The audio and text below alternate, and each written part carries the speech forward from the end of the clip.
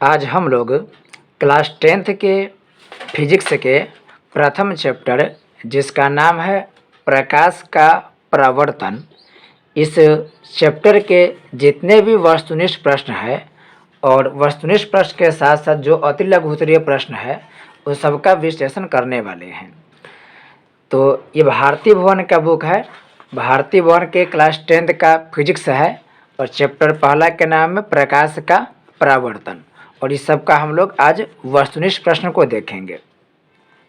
पहला प्रश्न है, ऐसे पदार्थ जिनसे होकर प्रकाश आसानी से पार कर जाता है कहे जाते हैं। तो जो भी पदार्थ के आर पार प्रकाश चला जाता है उसे हम लोग पारदर्शी पदार्थ कहते हैं। अपारदर्शी पदार्थ वह पदार्थ होता है जिससे प्रकाश के किरण आर पार नहीं जाती है, यानी कि जो भी अपारदर्शी वस्तु होगा वह प्रकाश की किरण को रोक देता है, जबकि पारदर्शी वस्तु प्रकाश की किरण को आर पार जाने देता है। जैसे जो कांच होता है, जो पानी है, इनसे होकर प्रकाश आसानी से आर पार चला जाता है, जबकि जो भी अपारदर्शी वस्तु है वो प्रकाश को रोक देता है। यहाँ पर ऑप्शन ग में है परभासी पदार्थ। परभासी पदार्थ वह वस्तु होता है जो आंशिक रूप से प्रकाश को अपने से पार जाने देता है। आंशिक रूप से मतलब है कि थोड़ा सा प्रकाश की किरण बाहर जाएगी और कुछ प्रकाश की किरण वहीं पर रुक जाएगी। जैसे तेल लगा हुआ जो कागज है, तेल लगा कागज, ये परभासी वस्तु का उदाहरण है। उदाहरण से हमेशा प्रश्न पूछे जाते हैं, तो विशेष करके आप लोग उदाहरण पर ध्यान देंगे। नेक्स्ट है, परावर्तन का कोण होता है। तो परावर्तन कोण, इसका आंसर होगा परावर्तित किरण और दर्पण के सतह के बीच का कोण। जैसे मान लेते हैं कोई भी ये दर्पण है, समतल दर्पण मान लेते हैं, एक समतल दर्पण है और इस समतल दर्पण से कोई एक किरण आ रही है। तो ये जो किरण आ रही है इस किरण को हम बोलेंगे आपतित किरण, और ये आपतित किरण फिर क्या होगी, दर्पण से टकराने के बाद लौट जाएगी। तो ये दर्पण से टकरा करके ये इधर लौट रही है, तो इसको हम बोलते हैं परावर्तित किरण। फिर इसके बीचों बीच में जो हम रेखा खींचे, किरण खींचे हैं, इसका नाम है अभिलंब या लंब। तो अभिलंब के खींचने पर आप देख रहे हैं कि आपतित किरण और ये अभिलंब, इस दोनों के द्वारा एक कोण बन रहा है। इसी कोण को हम लोग आपतन कोण कहते हैं, आपतन कोण कहते हैं।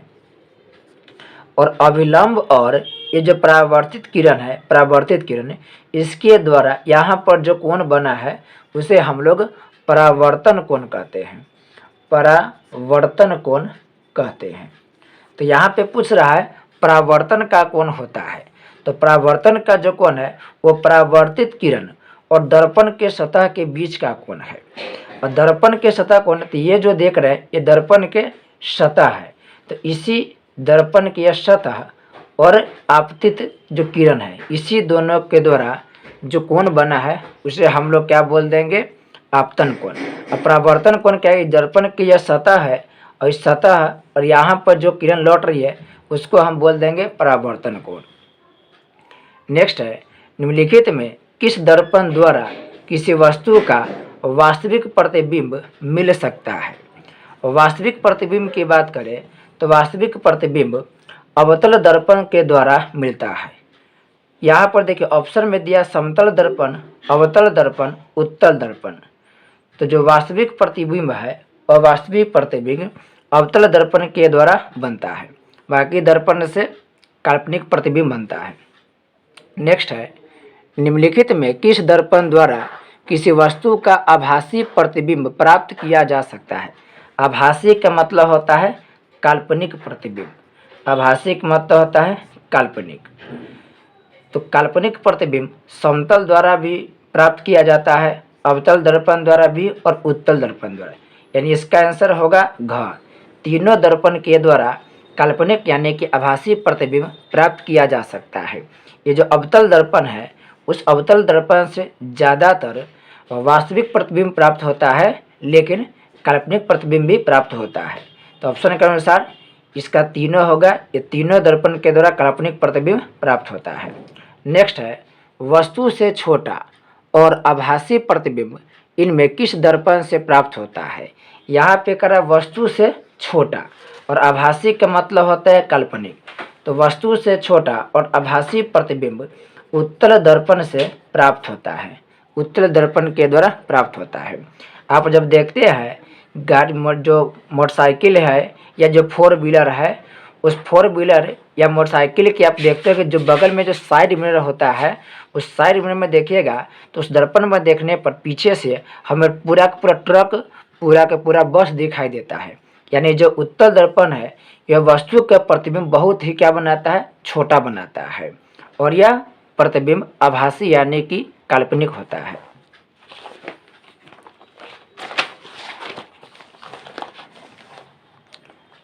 नेक्स्ट है, निम्नलिखित में किसके द्वारा निम्नलिखित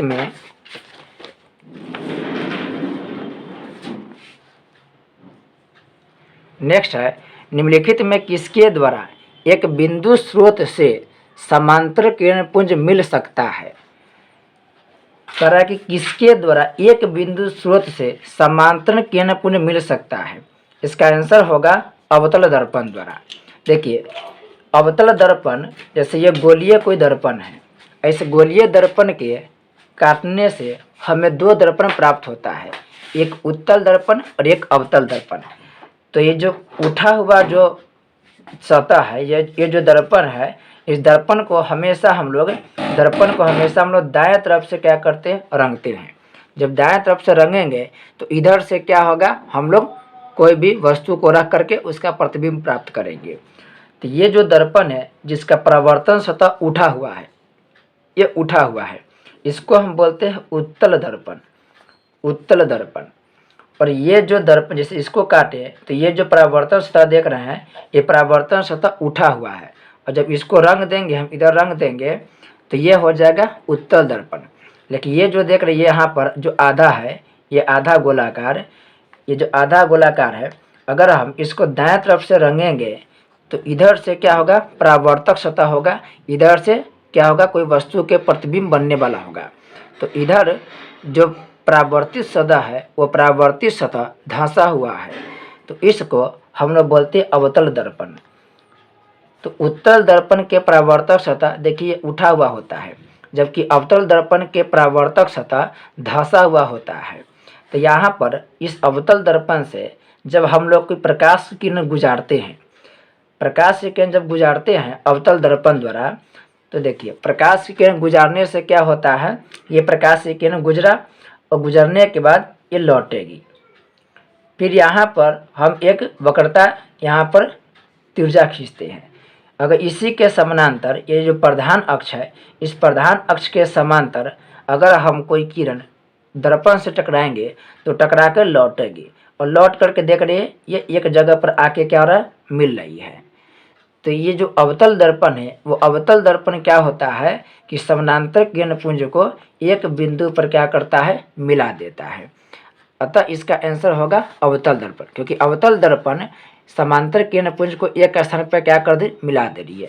ये जो दो रेखा है, जैसे ये किरण है और ये किरण है, तो ये एक दूसरे के क्या है, समांतर है।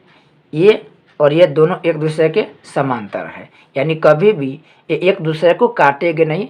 आगे कितना भी बढ़ाते जाएंगे कभी भी ये एक दूसरे को नहीं काटेगी। अतः ऐसे रेखा को हम लोग समांतर रेखा कहते हैं। नेक्स्ट है 7 नंबर प्रश्न, कहाँ पर स्थित होने से वस्तु का प्रतिबिंब अवतल दर्पण के फोकस पर बनता है। कहाँ पर स्थित होने से वस्तु का प्रतिबिंब अवतल दर्पण के फोकस पर। तो जब वस्तु को हम अनंत पर रखते हैं तो उसका प्रतिबिंब फोकस पर बनता है। जैसे मान लेते हैं 1 मिनट के लिए कि ये हो गया अवतल दर्पण। अवतल मतलब वैसा दर्पण जिसका परावर्तक सतह क्या है, धंसा हुआ है, ये अंदर की तरफ है, और हमेशा जब रंगेंगे, ये जो ऐसे आकृति बनाए हम, इसका मतलब ये दर्पण के रंगा हुआ साइड है। हमेशा दाएं तरफ क्या करेंगे, रंगेंगे हम। जब यहाँ पर देखिए दर्पण के ये जो बीच वाला स्थान पर ये जो रेखा खींचे है इसको बोलते हैं प्रधान अक्ष। अब यहाँ पर कह रहा है कि वस्तु का प्रतिबिंब अवतल दर्पण के फोकस से बनता है।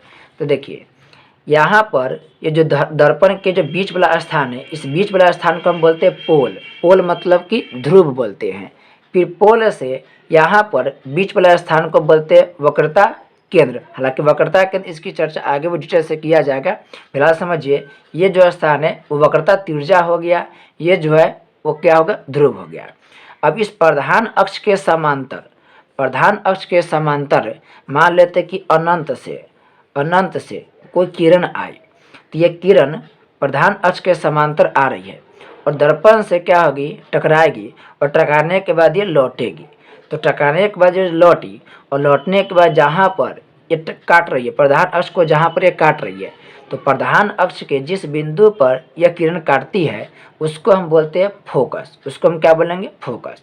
तो अनंत से जो किरण आती है वह दर्पण से टकराने के बाद वह कहाँ पर पड़ेगी, किरण फोकस पर।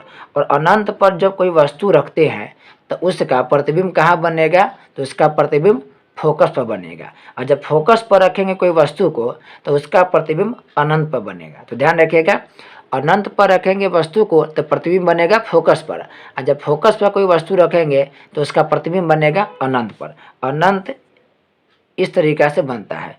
8 को आप उल्टा कर दीजिएगा तो ये जो संकेत है यह अनंत के संकेत है। नेक्स्ट क्वेश्चन, 8वां क्वेश्चन, अवतल दर्पण की फोकस दूरी उसकी वक्रता त्रिज्या की आधी होती है। अवतल दर्पण की जो फोकस दूरी है वह वक्रता त्रिज्या की आधी होगी। यहाँ पर अभी आपको बताया है ये अवतल दर्पण है और अवतल दर्पण की जो फोकस है ये फोकस दूरी इस वक्रता त्रिज्या के आधी होती है। वक्रता त्रिज्या की चर्चा आगे करेंगे डिटेल से।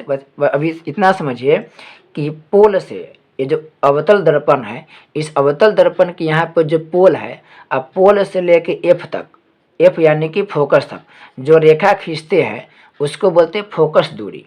और पोल से लेके वक्रता त्रिज्या तक जो रेखा खींचे हैं उसको बोलते हैं हम लोग वक्रता त्रिज्या। वक्रता केंद्र पर जो रेखा खींचे उसको बोलते हैं वक्रता त्रिज्या। तो जो फोकस है वो हमेशा वक्रता त्रिज्या की क्या होगी, आधी होगी। जैसे अगर वक्रता त्रिज्या 50 सेंटीमीटर है तो फोकस कितना होगा, 25 सेंटीमीटर। फोकस दूरी होगा 25 सेंटीमीटर। याद रखिएगा, हमेशा फोकस दूरी जो होता है वो वक्रता त्रिज्या की आधी होगा। तो इसका आंसर होगा आधी होती है। 9वां नंबर प्रश्न है, एक अवतल दर्पण में वस्तु यानी कि बिंब की स्थिति फोकस और ध्रुव के बीच हो तो प्राप्त प्रतिबिंब होगा। एक अवतल दर्पण में क्या बोला है, तो यह जो हो गया दर्पण, यहाँ पर हम रंगेंगे तो यह हो गया अवतल दर्पण। अगर कि अवतल दर्पण में जो वस्तु यानी कि बिंब की स्थिति है फोकस और ध्रुव के बीच हो, तो यहाँ पर हम खींच ले प्रधान रेखा, प्रधान अक्ष, और यहाँ जो बीच वाला स्थान होता है उसे हम बोलते हैं पोल। पोल यानी कि ध्रुव, और इसके आगे आपको मिलेगा फोकस। तो पोल और फोकस के बीच में, करेक्ट, फोकस और ध्रुव के बीच में, तो इसके बीच में यानी कि एफ यानी कि फोकस और पी के इसके बीच में, यहाँ से लेके यहाँ तक अगर कोई हम वस्तु को रखेंगे तो प्रतिबिंब कैसा होगा, तो ये जो प्रतिबिंब है वह प्रतिबिंब वस्तु के आकार से क्या होगा, बड़ा होगा और यह काल्पनिक प्रतिबिंब होगा। देखिए अवतल दर्पण में वास्तविक प्रतिबिंब बनता है, लेकिन जब ध्रुव पर रखेंगे ना तो ध्रुव पर रखने पर वस्तु का जो प्रतिबिंब बनेगा वो काल्पनिक बनेगा। और ध्रुव यानी कि पोल और फोकस के बीच में भी रखेंगे कहीं पर भी, यहाँ पर रखे, यहाँ पर रखे, यहाँ पर कहीं पर भी रखेंगे तो भी वह काल्पनिक प्रतिबिंब बनेगा और उसका आकार क्या होगा, बड़ा होगा। तो इसका आंसर होगा आभासी यानी काल्पनिक बनेगा और वस्तु से क्या बनेगा, आकार में बड़ा बनेगा। नेक्स्ट है 10वां नंबर प्रश्न है, किसी अवतल दर्पण द्वारा आभास यानी काल्पनिक सीधा और आवर्धित प्रतिबिंब तब बनता है जब वस्तु यानी कि बिंब की स्थिति होती है। फिर से देखिए, कह रहा है कि किसी अवतल दर्पण द्वारा आभासी नहीं काल्पनिक सीधा और आवर्धित प्रतिबिंब तब बनता है जब वस्तु बिंब की स्थिति होती है। आवर्धित के मतलब होता है वस्तु के साइज से बड़ा हो, तो दो ही कंडीशन ऐसा है जिसमें अवतल दर्पण में वस्तु का आकार, वस्तु का जो प्रतिबिंब है वो वस्तु से बड़ा बनता है। जैसे देखिए, अगर वक्रता केंद्र पर रखेंगे ना तो वक्रता केंद्र पर ही प्रतिबिंब बनेगा और आकार में क्या होगा, तो बराबर आकार के होगा। यानी वक्रता केंद्र पर वस्तु रखेंगे तो उसका प्रतिबिंब के आकार क्या होगा, बराबर होगा। और वक्रता केंद्र से अगर दूर रखेंगे, वक्रता केंद्र से दूर रखेंगे तो वस्तु के जो प्रतिबिंब बनेगा वह थोड़ा सा छोटा बनेगा। जब फोकस और वक्रता केंद्र के बीच में रखेंगे, और ऑप्शन घ में दे रहा है कि दर्पण के ध्रुव और उसके फोकस के बीच रखेंगे, इसका आंसर होगा घ। अभी आप लोग को बताए हैं ये अवतल दर्पण हो गया, ये अवतल दर्पण, और अवतल दर्पण क्या हो गया, प्रधान अक्ष। अवतल दर्पण के जो बीचों बीच स्थान होता है उसे हम बोलते हैं पोल यानी कि ध्रुव, और यहाँ पर होगा एफ, आगे की तरफ है एफ। तो पोल पर रखेंगे या पोल और एफ के बीच रखेंगे तो उससे जो प्रतिबिंब बनेगा वह वस्तु के आकार से क्या होगा, बड़ा होगा। पोल पर भी रखेंगे तो भी बड़ा होगा, और पोल और एफ के बीच रखेंगे तो भी बड़ा होगा। तो ऑप्शन में दे रहा है कि दर्पण के ध्रुव, दर्पण के ध्रुव है और फोकस के बीच, और फोकस के बीच यानी यहाँ पर रखें, यहाँ पर रखेंगे। अगर यहाँ इस दोनों के बीच में रखेंगे तो वह जो वस्तु के प्रतिबिंब होगा वह होगा आभासी यानी कि काल्पनिक होगा। और आभासी प्रतिबिंब हमेशा क्या होता है, सीधा होता है, सीधा होगा। और साथ साथ क्या होगा, उसका आकार क्या होगा, वस्तु के आकार से बड़ा होगा। तो ऑप्शन घ इसका आंसर होगा। नेक्स्ट है, मोटर गाड़ी के चालक के सामने लगा रहता है। तो मोटर गाड़ी के चालक के सामने में जो दर्पण होता है वो होता है उत्तल दर्पण, क्योंकि उत्तल दर्पण बड़ा वस्तु के छोटा प्रतिबिंब बनाता है। तो चूंकि दर्पण छोटा है और वस्तु के प्रतिबिंब क्या करेगा, बड़े बड़े वस्तु के प्रतिबिंब को छोटा बनाएगा, तो चलने में क्या होगा, सुविधाजनक होगा। तो उसे बाइक के पीछे ट्रक आए या बड़े बड़े बस आए, उसका प्रतिबिंब छोटा बनाएगा और बहुत दूर तक यह प्रतिबिंब, जो इसका जो दृष्टि होता है वह दूर तक होता है। नेक्स्ट है, उत्तल दर्पण द्वारा बना प्रतिबिंब होता है।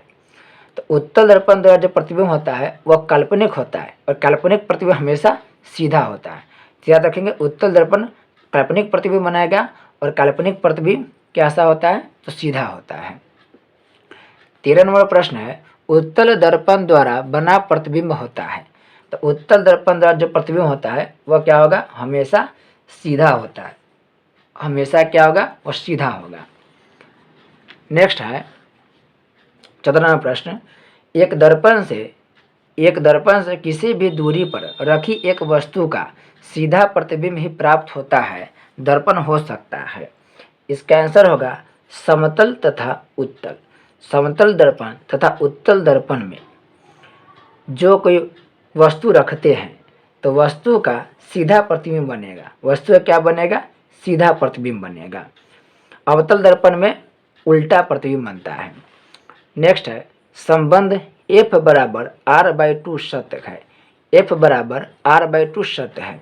इसका आंसर होगा उत्तल और अवतल दोनों प्रकार के दर्पण के लिए, यानी f जो होगा वो हमेशा r के क्या होगा, आधा होगा।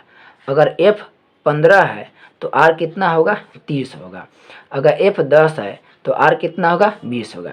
यानी r जो है वो हमेशा f के क्या होगा, दुगुना होगा। तो हमेशा ये सूत्र याद रखिएगा, f बराबर r/2। इससे हमेशा प्रश्न पूछा गया है, f बराबर r/2, यानी f r के क्या होगा, आधा होगा। नेक्स्ट प्रश्न है, चित्र 1.35 में सही किरण आरेख को चुनें। यहाँ पर जो डायग्राम बनाया गया है वो समतल दर्पण के हैं, और यह दे रहा है एक किरण लौट रही है, ये भी लौट रही है। तो देखिए, कोई भी किरण अगर लौटेगी इसका मतलब है यहाँ पे लौट रही है, इसका मतलब वह यहीं से आपतित होगी। देखिए यहाँ पर क्या है कि आपतित किरण कोई नहीं है, ये दो परावर्तित किरण बताया गया है। जब भी कोई किरण इधर से परावर्तित हो रही है इसका मतलब उसी पथ पर ये अभिलंब है, ये जो दिखा गया है ये अभिलंब है, और ये यहाँ पे लौट रही है, इसका मतलब आगे भी इधर से ही, तो ये गलत हो जाएगा। ये जो है ये उत्तल दर्पण है, उत्तल दर्पण में हमेशा उठा हुआ रहता है, ये उठा हुआ रहेगा तो उत्तल दर्पण। जब भी उत्तल दर्पण में मुख्य अक्ष के समांतर कोई किरण आती है तो समांतर के बाद वो इधर को लौटती है, लेकिन फोकस से वो आती हुई प्रतीत होती है, फोकस से आती हुई प्रतीत होती है। तो यह क्या होगा? गलत होगा। यहाँ पर दे रहा है यह प्रधान अक्ष, या इसे बोलते हैं मुख्य अक्ष। तो प्रधान अक्ष के ये समांतर है, और प्रधान अक्ष के समांतर जब कोई किरण आती है तो वह एफ से गुजरती है। याद रखिएगा, प्रधान अक्ष के समांतर कोई भी किरण जब आती है तो दर्पण से टकराने के बाद एफ से गुजरती है, लेकिन ये वक्रता त्रिज्या से गुजार दिया है, तो ये भी क्या होगा? गलत होगा। अब बच गया घ, तो ये सही होगा। अब यहाँ पर दे रहा है कि ये सी से गया है, सी से गया है और लौट भी रहा है सी से, यानी ये जो किरण है ये अभिलंब है, अभिलंब है। और अभिलंब पर डाला गया जो किरण होगा वो जिस दिशा में गमन करती है उसी दिशा में वापस क्या होती है? लौट आती है। तो ये अभिलंब से ये गुजर रहा है, तो जिस रास्ते से गुजरेगी उसी रास्ते से ये लौट आएगी, इसलिए इसका आंसर घ होगा। नेक्स्ट 17वां प्रश्न है, एक गोलीय दर्पण द्वारा बने प्रतिबिंब का आवर्धन एम डैश ऋणात्मक है। इसका अर्थ यह है कि प्रतिबिंब क्या होगा? जब भी ऋणात्मक की बात आए तो ऋणात्मक यूज होता है अवतल दर्पण में, अवतल दर्पण में। और अवतल दर्पण होता है, अवतल दर्पण वह वास्तविक प्रतिबिंब बनाता है, वास्तविक प्रतिबिंब बनाता है। और वास्तविक प्रतिबिंब हमेशा क्या होता है? वस्तु के उल्टा होता है, तो इसका आंसर हो जाएगा उल्टा। अब रिक्त स्थान कि प्रकाश डैश में चलता है, तो प्रकाश सीधी रेखा में चलता है, सीधी रेखा में। और सीधी रेखा को ही बोलते हैं हम लोग सरल रेखा, सरल रेखा मतलब सीधी रेखा। तो प्रकाश क्या होगा? सीधी रेखा में गमन करती है या सीधी रेखा में चलती है। नेक्स्ट है, यदि किसी दर्पण द्वारा बने प्रतिबिंब का आकार हमेशा वस्तु के आकार के बराबर हो तो दर्पण कैसा होगा? देखिए, जो समतल दर्पण है, इस समतल दर्पण की खासियत क्या होगा कि जो भी वस्तु है, अगर वस्तु का आकार इतना बड़ा है तो इसके प्रतिबिंब का आकार भी उतना ही बड़ा होगा। तो समतल दर्पण में प्रतिबिंब का आकार और वस्तु का आकार क्या होगा? दोनों बराबर होगा। तो यहाँ पर हो जाएगा समतल दर्पण, समतल दर्पण। नेक्स्ट है, डैश प्रतिबिंब को पर्दे पर प्राप्त किया जा सकता है, तो ये वास्तविक हो जाएगा। वास्तविक प्रतिबिंब को पर्दे पर प्राप्त किया जा सकता है, जबकि आभासी प्रतिबिंब को पर्दे पर प्राप्त नहीं किया जा सकता है। चौथा प्रश्न है, किसी दर्पण में आपतन कोण हमेशा डैश कोण के बराबर होता है। तो कोई भी दर्पण हो उसके आपतन कोण हमेशा परावर्तन कोण के क्या होगा? बराबर होगा। अगर आपतन कोण 10 डिग्री है तो परावर्तन कोण भी 10 डिग्री होगा। अगर आपतन कोण 20 डिग्री है तो परावर्तन कोण भी कितना होगा? 20 डिग्री होगा। तो जितना आपतन कोण उतना ही परावर्तन कोण होगा। नेक्स्ट है, गोलीय दर्पण के ध्रुव से फोकस की दूरी को क्या कहते हैं? तो गोलीय दर्पण, कोई भी गोलीय दर्पण आप उत्तल भी ले सकते हैं, अवतल भी ले सकते हैं। मान लेते हैं कि हम ये अवतल दर्पण लिए, ये अवतल दर्पण है, तो ध्रुव क्या कौन होगा? अवतल दर्पण के बीचों बीच का जो स्थान होता है, जैसे ये अवतल दर्पण है, इस अवतल दर्पण के बीचों बीच ये जो स्थान है उसी को हम बोलते हैं ध्रुव। और ध्रुव को दर्शाते हैं पी से, पी मतलब पोल। तो कह रहा है गोलीय दर्पण, गोलीय दर्पण के ध्रुव से फोकस की दूरी, तो ये ध्रुव है, इसके आगे जो प्रधान अक्ष है उसी के बीच में होता है एफ यानी कि फोकस। तो यहाँ से यहाँ तक जो हम रेखा खींचे हैं, यानी पोल से लेके एफ के बीच जो रेखा खींचे हैं उसको हम फोकस दूरी कहते हैं, उसे हम फोकस दूरी कहते हैं। तो इसको यहाँ पर दिया फोकस की दूरी को क्या बोलेंगे? तो फोकस कहेंगे, फोकस कहेंगे। नेक्स्ट है, गोलीय दर्पण की वक्रता त्रिज्या उसके फोकस दूरी की डैश होती है। तो अभी बताया है कि गोलीय दर्पण की जो वक्रता त्रिज्या होगा वो फोकस दूरी की क्या होगी? आधी होगी। अगर वक्रता त्रिज्या 20 है तो फोकस दूरी कितना होगा? 10 होगा। वक्रता त्रिज्या 100 है तो फोकस दूरी कितना होगा? 50 होगा। 7वां नंबर प्रश्न है, डैश दर्पण में वास्तविक और आभासी यानी काल्पनिक दोनों प्रकार के प्रतिबिंब बनते हैं। तो ये अवतल दर्पण में, अवतल दर्पण एक ऐसा दर्पण है जिसमें वास्तविक और काल्पनिक दोनों प्रकार के प्रतिबिंब बनता है। नेक्स्ट है, उत्तल दर्पण द्वारा वास्तविक वस्तु के केवल काल्पनिक प्रतिबिंब बनता है। उत्तल दर्पण द्वारा वास्तविक वस्तु के केवल आभासी प्रतिबिंब ही बनता है। आभासी मतलब काल्पनिक प्रतिबिंब, काल्पनिक प्रतिबिंब बनता है। नेक्स्ट है, जब कोई किरण दर्पण के फोकस की दिशा में आपतित होती है तो वह परावर्तन के बाद दर्पण के मुख्य अक्ष के कहाँ निकलती, डैश निकलती। मतलब कोई भी कह रहा है कि आपतित किरण है, तो कोई भी हम किरण दर्पण बना रहे, मान लेते हैं कि ये अवतल दर्पण है या उत्तल दर्पण, कुछ भी मान सकते हैं कि उत्तल ये दर्पण है। अब ये उत्तल दर्पण है, उत्तल दर्पण ने कह रहा है कि फोकस की दिशा में आपतित होती है। तो फोकस की दिशा में, मान कि ये प्रधान अक्ष है और ये फोकस है, अगर फोकस की दिशा में आपतित होगी, ये फोकस आपतित हो रही है तो ये टकरा के इधर लौटेगी, और इधर लौट रही है मतलब वो प्रधान अक्ष के समांतर में लौटेगी। फिर से देखिएगा यहाँ पर आप लोग, ये फोकस हो गया और यहाँ पर ये प्रधान अक्ष है। इसी फोकस से एक किरण आपतित हो रही है और ये दर्पण से टकराने के बाद ये इधर लौट रही है। तो इधर को लौट रही है मतलब वो प्रधान अक्ष के समांतर में जा रही है। तो यहाँ पर इसका आंसर हो जाएगा, दर्पण के मुख्य अक्ष के ये कहाँ निकलेगी, तो समांतर निकलेगी, समांतर में ये निकलेगी। नेक्स्ट है, निर्देशांक चिन्ह परिपाटी के अनुसार आपतित प्रकाश की दिशा में मापी गई जो सभी दूरियां है वो सभी दूरियां धनात्मक होती है, धनात्मक होती है। नेक्स्ट है, सभी दूरियां गोलीय दर्पण के डैश से मापी जाती है। तो सभी दूरियां गोलीय दर्पण के, यहाँ पर कोई ये गोलीय दर्पण ये भी है, गोलीय दर्पण ये भी है, तो जितने भी दूरी होता है वो पोल से, पोल कहने का मतलब है ध्रुव से मापी जाती है। तो आप लिख सकते हैं ध्रुव से मापी जाती है, और ध्रुव नहीं तो पोल से मापी जाती है, ध्रुव या पोल से मापी जाती है। नेक्स्ट बड़ा नंबर प्रश्न है, निर्देशांक चिन्ह परिपाटी के अनुसार अवतल दर्पण की फोकस दूरी। तो अवतल दर्पण की जो फोकस दूरी होती है वह ऋणात्मक होती है, ऋणात्मक होती है। अगर कोई दर्पण खींचा गया हो, जैसे मान लेते हैं कि अगर आपको ऋणात्मक धनात्मक देखना हो तो आप कुछ मत कीजिए, आप इस तरीक़ा से एक लकीर खींचिए, इधर की तरफ माइनस होता है और इधर की तरफ क्या होगा, प्लस होता है।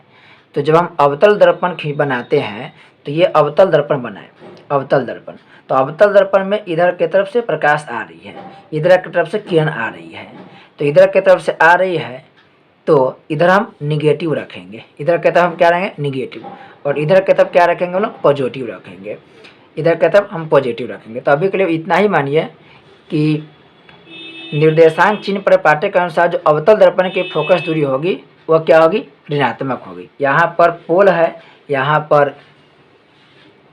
पर आप देख सकते हैं कि ये पोल है और यहाँ पर होता है फोकस होता है, पोल है फोकस है, तो समानांतर जो किरण आती है वो लौट करके फोकस से जाती है, तो इधर की तरफ क्या होगा, ऋणात्मक होगा, लेकिन जब इधर से आएगी इधर की तरफ से तो वह क्या होगा, धनात्मक होगा। चिन्ह परिपाटी को आपको मुख्य वीडियो में डिटेल से बताया जाएगा। पहले इतना समझिए कि अवतल दर्पण जो जब भी कहेगा तो वह ऋणात्मक में आएगा चिन्ह परिपाटी, और उत्तल दर्पण का है तो वह धनात्मक में आएगा। नेक्स्ट है, प्रतिबिंब की ऊंचाई और वस्तु की ऊंचाई के अनुपात को आवर्धन कहा जाता है। इसे बोल देंगे आवर्धन। आवर्धन के सूत्र पूछा जाता है तो आवर्धन के सूत्र होगा प्रतिबिंब की ऊंचाई बटा वस्तु की ऊंचाई। याद रखेगा, प्रतिबिंब की ऊंचाई बटा वस्तु की ऊंचाई, यही आवर्धन के क्या होता है, सूत्र होता है। नेक्स्ट है 14वां प्रश्न है, आवर्धन का धनात्मक मान, आवर्धन का धनात्मक मान डैश प्रतिबिंब इंगित करता है। तो जो आवर्धन के धनात्मक मान है वह हमेशा काल्पनिक प्रतिबिंब को इंगित करता है, काल्पनिक प्रतिबिंब को इंगित करता है। नेक्स्ट है, सौर ऊर्जा को संचित करने के लिए डैश दर्पणों का उपयोग करते हैं। तो सौर ऊर्जा को इकट्ठा करने के लिए अवतल दर्पणों का उपयोग करते हैं। और अवतल दर्पण का उपयोग क्यों करते हैं, क्योंकि जो अवतल दर्पण होता है, जैसे ये अवतल दर्पण है, तो ये अवतल दर्पण सभी किरणों को एक जगह इकट्ठा कर देती है, सभी किरणों को एक जगह क्या करेगी, इकट्ठा कर देगी। जैसे ये प्रधान अक्ष है, अब प्रधान अक्ष के समांतर में एक किरण गई और टकरा के आ गई एफ पर, फिर ये एक किरण ये मान लेते हैं यह किरण प्रधान अक्ष के समांतर गई और टकरा कर एफ से गुजर रही है। तो आप देख रहे हैं कि सभी किरणों को यह क्या करेगी, एक जगह एक बिंदु पर लाकर मोड़ रही है। तो एक बिंदु पर ला के मोड़ रही है, इसलिए इसका प्रयोग सौर ऊर्जा को संचित करने में किया जाता है। नेक्स्ट है 32 सेंटीमीटर वक्रता त्रिज्या वाले उत्तल दर्पण की फोकस दूरी कितना सेंटीमीटर होगी। तो वक्रता जो त्रिज्या होता है वो फोकस दूरी के दुगुना होगा।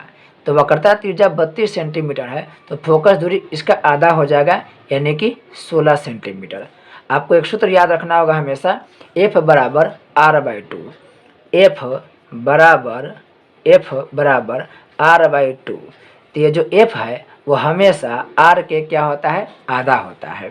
तो यहाँ पर वक्रता त्रिज्या 32 है, तो वक्रता त्रिज्या 32 है तो फोकस का होगा आधा होगा, यानी कि आधा इसका 16 सेंटीमीटर है। नेक्स्ट है एक बिंदु वस्तु बिंब का वास्तविक प्रतिबिंब बन सकता है केवल कौन दर्पण में।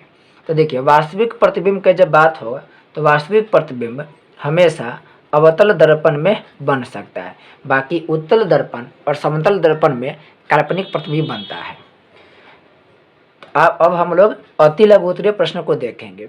अति लघु उत्तरीय प्रश्न में जो ज़्यादा लंबा चौड़ा होगा उसको हम लोग अभी छोड़ेंगे और जो प्रश्न आसानी से बन जाने वाला होगा उसको हम देख लेंगे। बाकी जो भी प्रश्न लंबा आंसर इसका होगा उसको हम लोग मुख्य वीडियो में देखेंगे। पहला प्रश्न कह रहा है किरण पुंज कितने प्रकार के होते हैं, उनके नाम लिखें। तो किरण पुंज 3 प्रकार के होते हैं, याद रखिए किरण पुंज 3 प्रकार के होते हैं। एक है समांतर किरण पुंज, समांतर किरण पुंज। एक है अपसारी किरण पुंज, अपसारी किरण पुंज। और एक होता है अभिसारी किरण पुंज, अभिसारी किरण पुंज। ये जो समांतर है वह एक दूसरा को कभी नहीं काटेगी और एक दूसरा के समांतर चलेगी। अपसारी में क्या होता है कि एक बिंदु स्रोत से निकलेगी और बाद में फैल जाएगी। जैसे मान के चले कि यहाँ से कोई यह स्रोत है, एक बिंदु स्रोत है और यहाँ से कोई प्रकाश निकलेगी और सब जगह क्या होगी, ये फैल जाएगी। ये सब जगह क्या हो रही है, फैल जा रही है। और अभिसारी में क्या होगा कि ये सब जगह से आकर एक जगह इकट्ठा हो जाएगी। जैसे ये सब जगह से आकर के क्या हो रहा है, इकट्ठा हो जा रहा है। ये सब जगह से आके क्या हो रहा है, इकट्ठा हो रहा है। तो अभिसारी में दूर से आके एक जगह इकट्ठा हो जाएगी, अपसारी में एक जगह से अलग अलग जगह फैल जाएगी। जबकि समांतर में क्या होगा, एक दूसरे के बराबर में आगे बढ़ेगी, कभी एक दूसरे को नहीं काटेगी। नेक्स्ट है समतल दर्पण पर पड़ने वाली एक ही प्रकाश की किरण कितनी परावर्तित किरण हो सकती है। तो समतल ये दर्पण है और समतल दर्पण में मान के चले कि इधर से हम एक प्रकाश से किरण आपतन कर रहे हैं तो टकरा के भी एक ही किरण जाएगी, यानी एक किरण आएगी तो जाएगी भी एक ही किरण। इसका आंसर हो जाएगा कि समतल दर्पण पर पड़ने वाली एक ही प्रकाश से किरण जो होगी वो परावर्तित कितनी होगी, तो एक ही किरण परावर्तित होगी। तीसरा नंबर प्रश्न है समतल दर्पण पर लंबवत पड़ने वाली किरण किस प्रकार परावर्तित होगी। तो ये है समतल दर्पण, ये समतल दर्पण है और ये हो गया लंबवत किरण। लंबवत के मतलब है जब 0 डिग्री के कोण बनाए। तो ये जो लंबवत ऐसे जाएगी यह किरण, तो टकरा करके फिर उसी पथ पर क्या करेगी, ये लौटेगी, उसी रास्ते पर ये लौट आएगी। तो कह रहा है कि लंबवत पड़ने वाली किरण किस प्रकार परावर्तित होगी। तो लंबवत पड़ने वाली जो किरण है वह उसी पथ पर यानी अपने पथ पर लौट जाएगी, अपने ही पथ पर क्या करेगी, लौट जाएगी। अपने ही पथ पर यानी पथ मतलब कि रास्ता, अपने ही रास्ता पर क्या करेगी, लौट जाएगी। देखिए ये अपने ही रास्ते गई और अपने ही रास्ता पर क्या हो गई, ये लौट गई। नेक्स्ट है समतल दर्पण पर अभिलंब आपतन के लिए परावर्तन कोण का मान कितना है। तो ये देखिए ये भी अभिलंब है, तो ये अभिलंब है। तो यहाँ पर देख रहे हैं कि ये जो किरण गई है उसी पथ पर लौट गई है। तो ये अभिलंब यानी कि आपतन है, ये अभिलंब जा रही है तो आपतन है और लौट रही है तो परावर्तन है। तो इसके बीच में कोई भी कोण नहीं बन रहा है, यानी इसके बीच में 0 डिग्री का कोण बन रहा है। थोड़ा भी तिरछा होता तो कोई ना कोई ये कोण बनाता, लेकिन यह कोण नहीं बना रहा है, यानी ये 0 डिग्री कोण बना रहा है। तो इसका आंसर हो जाएगा समतल दर्पण पर जो अभिलंब है यह आपतन के लिए परावर्तन कोण का मान कितना होगा 0 डिग्री यानी कि 0 डिग्री होगा। नेक्स्ट है समतल दर्पण में वस्तु दूरी और प्रतिबिंब दूरी के में क्या संबंध है। ये समतल दर्पण हो गया और समतल दर्पण में जो वस्तु है मान के चलिए कि वस्तु हम एक यहाँ पर रख रहे 1 मीटर की दूरी पर, तो जो प्रतिबिंब बनेगा वो प्रतिबिंब भी 1 मीटर की दूरी पर बनेगा। कहने का मतलब है समतल दर्पण में जो प्रतिबिंब बनता है वह वस्तु की दूरी के बराबर बनता है, यानी प्रतिबिंब की दूरी और वस्तु की दूरी क्या होता है, दोनों बराबर होगा। ये समतल दर्पण है और अगर कोई वस्तु को हम रखेंगे 10 मीटर की दूरी पर तो प्रतिबिंब भी बनेगा 10 मीटर की दूरी पर। नेक्स्ट है गोलीय दर्पण कितने प्रकार के होते हैं, उनके नाम लिखे।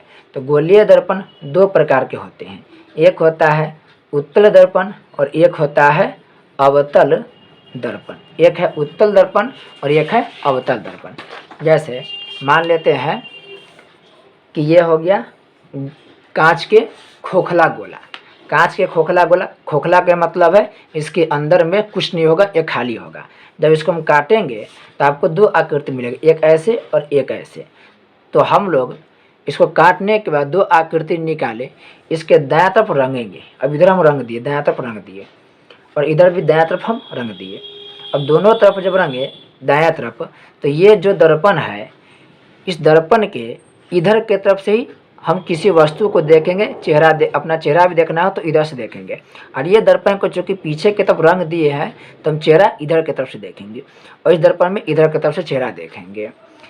अब ये जो दर्पण है इसकी परावर्तक सतह उठा हुआ है तो इसको हम बोल देंगे उत्तल दर्पण। और ये जो परावर्तक सतह है इधर से किरण आएगी तो टकरा के इधर लौटेगी, तो इसके परावर्तक सतह धंसा हुआ है, देखिए धंसा हुआ है, तो इस दर्पण को हम क्या बोलेंगे, अवतल दर्पण। और ये दोनों दर्पण गोलीय दर्पण से क्या है, प्राप्त हुआ है। तो गोलीय दर्पण से हमको 2 दर्पण प्राप्त होता है, एक है उत्तल और एक है अवतल। नेक्स्ट है गोलीय दर्पण के मुख्य अक्ष क्या है, प्रिंसिपल एक्सिस क्या है। तो ये मान लेते कोई भी दर्पण है, ये उत्तल ले चाहे अवतल ले। तो अगर ये अवतल दर्पण के इधर हम ये दर्पण है और इस दर्पण के बीचों बीच जो स्थान होता है उससे हम बोलते हैं पी मतलब कि पोल ध्रुव। दर्पण के ये जो दर्पण है इसके बीच के स्थान को हम बोलते हैं पोल या ध्रुव। यहाँ पर पूछ रहा है मुख्य अक्ष क्या है, तो देखिए पोल है और यहाँ पर दर्पण के केंद्र है। ये जो आप देख रहे हैं गोलीय दर्पण, ये गोलीय दर्पण है, तो गोलीय दर्पण के यहाँ पर केंद्र होगा, ये केंद्र होगा। अब यही केंद्र यहाँ पर अगर हम दर्पण को काटे हैं तो यही केंद्र आप यहाँ पर देखिए यही केंद्र हो गया। अगर इसको हम दोनों को मिलाएंगे इस तरीक़ा से अगर मिलाएंगे तो गोल आकृति बन रहा है। तो गोल आकृति बना तो इस गोलीय दर्पण के बीच के स्थान जो हो गया यह केंद्र हो गया। अब पर यह केंद्र से हम यहाँ पर व्यास, यहाँ पर त्रिज्या खींचते हैं, फिर यह सीधा ऐसे हो जाएगा तो व्यास हो जाएगा। तो यहाँ पर जो केंद्र है उस केंद्र से लेकर के ये जो ध्रुव है पोल, उसके बीच के जो मिलाने वाली रेखा है, पोल से लेके एक केंद्र तक जो रेखा मिलाते हैं उसी को ही हम बोल देते हैं प्रधान अक्ष। उसी को हम बोल देते हैं मुख्य अक्ष या उसे बोल देते हैं हम लोग प्रधान अक्ष। प्रधान अक्ष का मतलब क्या हो गया, दर्पण के ध्रुव और केंद्र को मिलाने वाली जो रेखा है उसे हम बोलेंगे प्रधान अक्ष। नेक्स्ट है अवतल दर्पण की फोकस की परिभाषा दे। तो देखिए ये जो हो गया अवतल दर्पण हो गया, ये अवतल दर्पण हो गया। अब अवतल दर्पण की हो गया प्रधान रेखा, यहाँ पर हो गया P यानी कि पोल, यहाँ पर हो गया C यानी कि वक्रता तिरछा। अब ये जो रेखा है इस रेखा के नाम है प्रधान रेखा। प्रधान रेखा या प्रधान रेखा को बोलते मुख्य रेखा या प्रधान अक्ष या मुख्य अक्ष। अब इस प्रधान रेखा के समांतर में जो किरण आएगी वह किरण दर्पण से टकरा करके ये लौटेगी। तो ये जो लौट रही है तो लौटने के बाद एक काट रही है, किसको, प्रधान रेखा को काट रही है। और प्रधान रेखा को जहाँ पे काटेगी, जैसे यहाँ पे प्रधान रेखा को काट दी तो यहाँ पर जो काटी उसे ही हो गया F यानी फोकस हो गया। अब इस F और P को जो रेखा मिलाएगी वही कहलाएगी फोकस दूरी। फिर से सुनिएगा, ये प्रधान अक्ष हो गया। अब प्रधान अक्ष के समांतर में एक कोई किरण आई और किरण टकरा गई अवतल दर्पण से, और टकराने के बाद ये गुजर रही इधर। लेकिन इधर गुजरते हुए ये किससे टकरा रही है? तो प्रधान अक्ष से टकरा रही है। और जहाँ पे ये टकरा रही है उस स्थान को हम बोलते हैं फोकस। उस फोकस से लेकर के प्रधान जो पोल है यानी ध्रुव है, उसके मिलाने वाली जो रेखा है उसको हम बोल देते हैं फोकस दूरी। तो अगर आपको लिखना होगा कि अवतल दर्पण के फोकस क्या है, तो आप लिख सकते हैं कि अवतल दर्पण के, आप लिख सकते हैं कि अवतल दर्पण के समांतर में जो किरण गुजर रही है वो किरण दर्पण से टकराने के बाद प्रधान अक्ष के जिस बिंदु को काटती है, जिस बिंदु पर मिलती है, उस बिंदु को उस दर्पण का क्या कहते हैं? फोकस कहते हैं। आप वीडियो को स्लो करके इस बात को लिख लीजिएगा। नेक्स्ट है गोलीय दर्पण की फोकस दूरी और उसकी वक्रता त्रिज्या में क्या संबंध है। तो जो फोकस दूरी होता है वो वक्रता त्रिज्या की क्या होगी? आधी होगी। इसकी चर्चा 2-3 बार कर दी है। फोकस दूरी क्या होगी? वक्रता त्रिज्या की आधी होगी। नेक्स्ट है एक दर्पण का नाम बताए जो किसी वस्तु का सीधा और आवर्धित प्रतिबिंब दे सके। देकर है कि सीधा और आवर्धित मतलब कि बड़ा प्रतिबिंब, तो यह जब भी होगा अवतल दर्पण में होगा।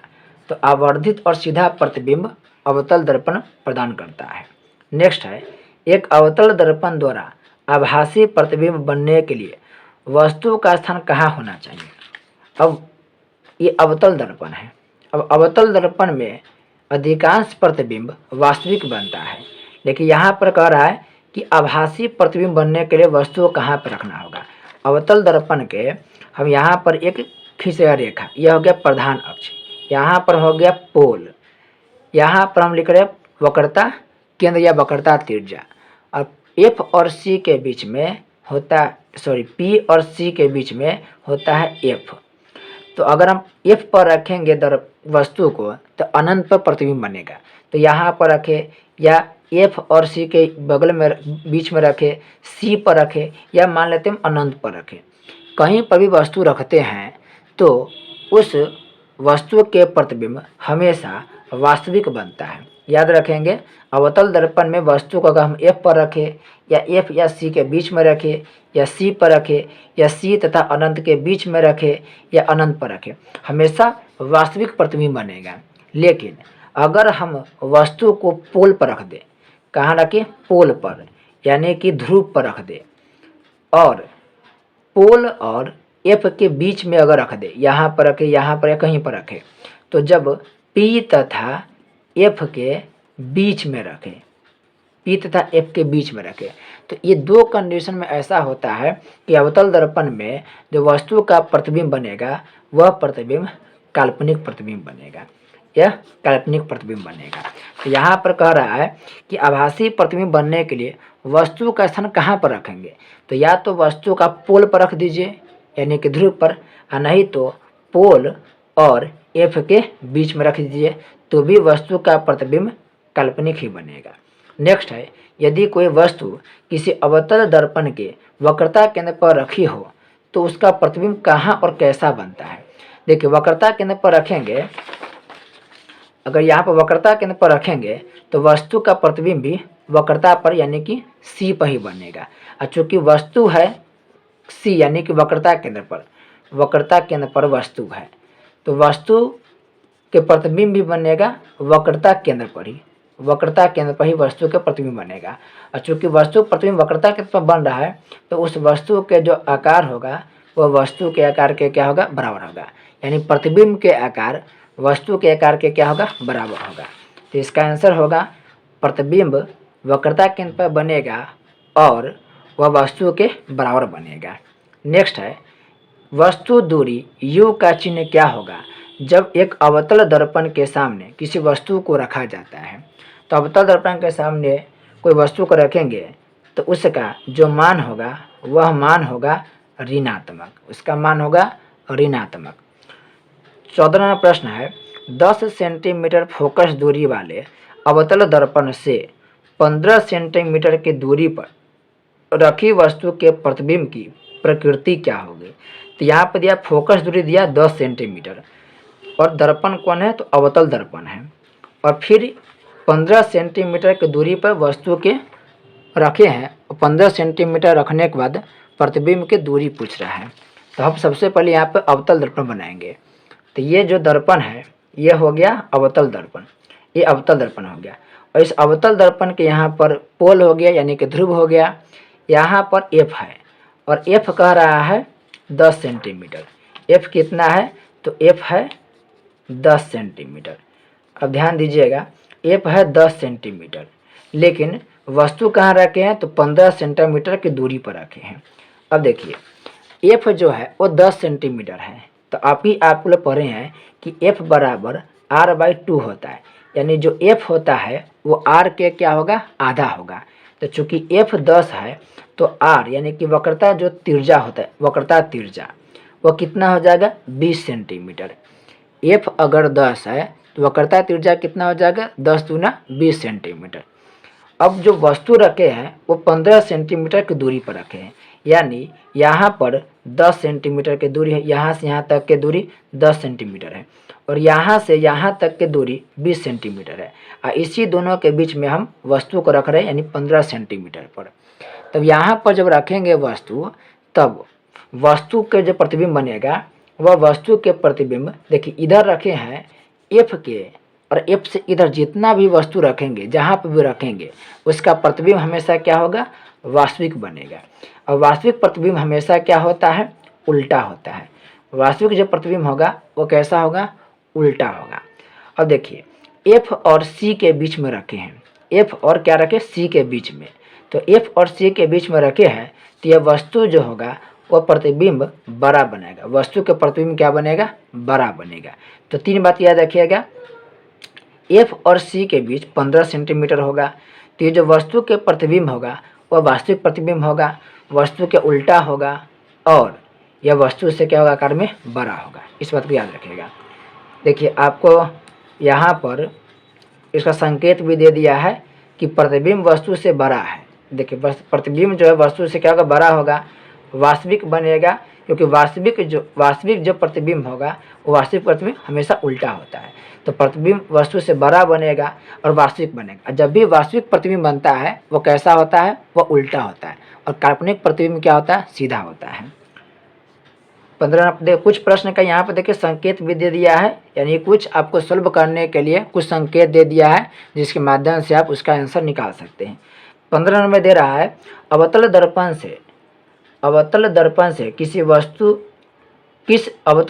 से किस दूरी पर एक वस्तु को रखा जाए जिससे कि प्रतिबिंब का आकार वस्तु के आकार के बराबर होगा।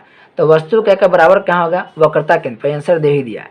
वक्रता केंद्र पर रखेंगे तो वस्तु के आकार और प्रतिबिंब के आकार दोनों क्या होगा, बराबर होगा। नेक्स्ट है, क्या एक उत्तल दर्पण किसी वास्तविक वस्तु का वास्तविक प्रतिबिंब बना सकता है, यह नहीं बना सकता है। उत्तल दर्पण हमेशा काल्पनिक प्रतिबिंब बनाता है। नेक्स्ट है, एक दर्पण की फोकस दूरी f बराबर -15 सेंटीमीटर। ध्यान रखिए -15 सेंटीमीटर। यह अवतल दर्पण है या उत्तल, तो अवतल दर्पण हमेशा ऋणात्मक फोकस दूरी रखता है, तो इसका आंसर हो जाएगा अवतल दर्पण होगा। नेक्स्ट है, गोलीय दर्पण के आवर्धन की परिभाषा दे। तो आवर्धन का मतलब होता है प्रतिबिंब की ऊंचाई बराबर वस्तु की ऊंचाई। आवर्धन को दिखाते m से, तो आवर्धन बराबर होता है प्रतिबिंब की ऊंचाई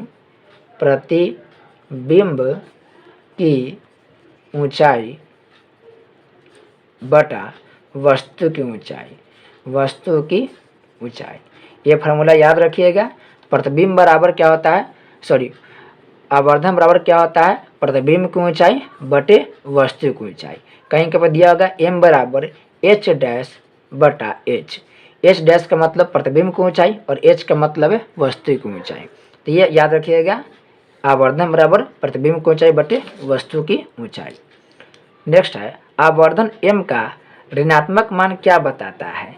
देखिए आवर्धन जो m है उसका अगर ऋणात्मक मान है तो ये बताता है कि जो वस्तु के प्रतिबिंब है वह वस्तु के प्रतिबिंब वास्तविक होगा। वस्तु का प्रतिबिंब क्या होगा? वास्तविक है। और वो जो दर्पण है वो दर्पण क्या होगा?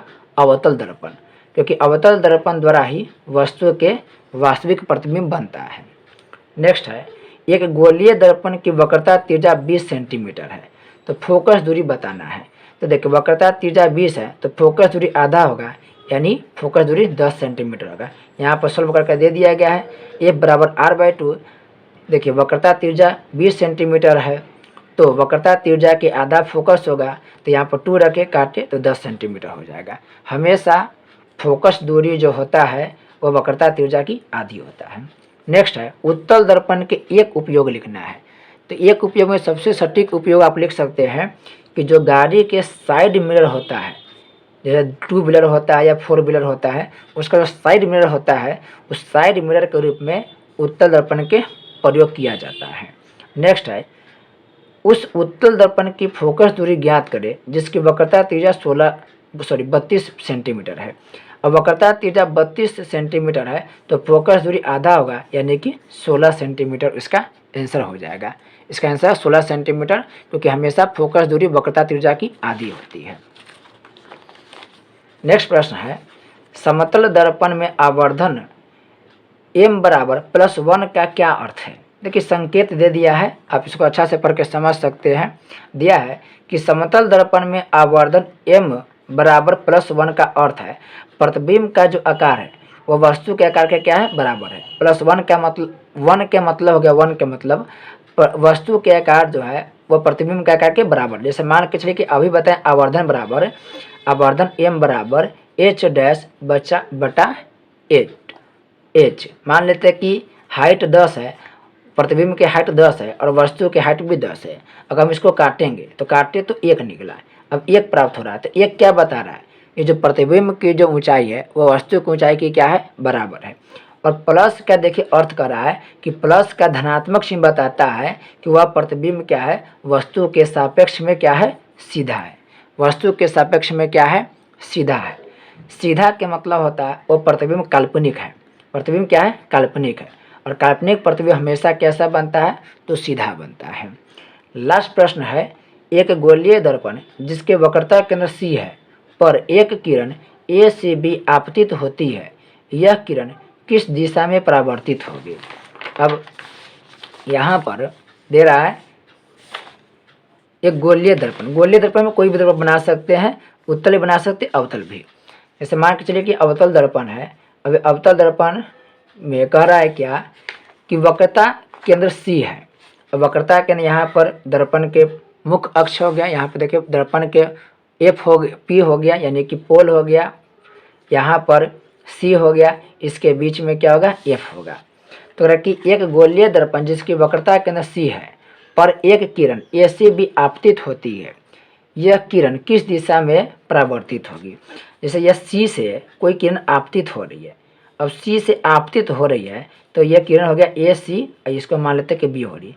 ये आपतित हो रही है, ये आपतित हो रही, तो ये जो C से आपतित हो रही है तो पुनः C पर ही आकर के मिलेगी। अब क्योंकि ये अभिलंब के काम कर रही है तो C पर से जो किरण गुजरती है वो C पर ही पुनः क्या होगी? लौट आएगी। तो ये जाएगी और फिर उसी रास्ता में क्या होगी? लौट आएगी। तो इसका आंसर हुआ क्या कि वक्रता केंद्र से जो किरण आपतित हो रही है वह पुनः वक्रता केंद्र से ही क्या होगी? लौटेगी। वक्रता केंद्र से ही क्या करेगी? लौट जाएगी, यानी पुनः उसी रास्ते पर क्या करेगी? पुनः उसी रास्ते पर वक्रता केंद्र से क्या करेगी? वो लौट जाएगी। इस तरह से हम लोग अति लघु उत्तरीय तक पूरा प्रश्न देख लिए हैं। आगे आप लोग को लघु उत्तरीय और दीर्घ उत्तरीय बताया जाएगा, क्योंकि बुक में जगह की कमी होती है, इसलिए यहाँ पर लघु उत्तरीय और दीर्घ उत्तरीय प्रश्न नहीं बताया जा सकता है। तो डिटेल से इसको हम बोर्ड पर अच्छा से समझा देंगे अच्छा तरीक़ा से। अभी आपका काम क्या है कि जो भी प्रश्न बताए गए हैं उसे बारीकी से एक बार सुने और जो भी एक्स्ट्रा बातें बताए गए हैं उसे समझने का प्रयास करें। जितने भी वीडियो आपको दिया जा रहा है वो सबकी प्रतिक्रिया की हम लोग की प्रतीक्षा होती है। तो एक बार क्या करें, जब भी जो भी आपको वीडियो आपको मिल रहा है उस वीडियो को देखने के बाद आपकी जो प्रतिक्रिया होगी वो प्रतिक्रिया आप लोग अवश्य दीजिएगा, जिससे हमें पता चले कि क्या अभी सुधार की आवश्यकता है और क्या क्या आप लोग को नए नए तरीक़ा से समझा जा सकता है। तो तो जितने मुख्य बातें दिया गया उस सबको कॉपी पर नोट करते जाएंगे। आने वाले एग्जाम तक आप सभी को फिजिक्स, केमिस्ट्री, बायोलॉजी के साथ साथ एसएसटी के जितने भी वस्तुनिष्ठ प्रश्न हैं और जितने भी सब्जेक्टिव प्रश्न हैं उस सबको भी प्रोवाइड कर दिया जाएगा। वीडियो को पूरा देखने के लिए आपका बहुत बहुत धन्यवाद।